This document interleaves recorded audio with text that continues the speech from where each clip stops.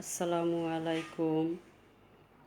এতদিন আমার বাসায় অনেক মেহমান ছিল।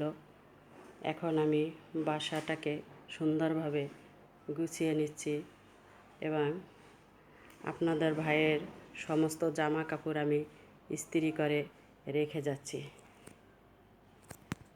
এখানে তার বেশ কিছু সাদা শার্ট আছে 12টির মতো।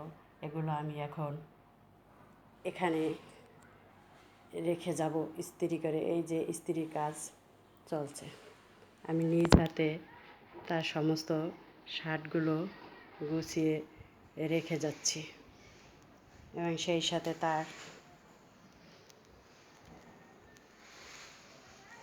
কাপড় চোপড়, এই যে বাথরুমে অনেক কাপড় চোপড় আছে, এগুলো আমি এখন ওয়াশ করব,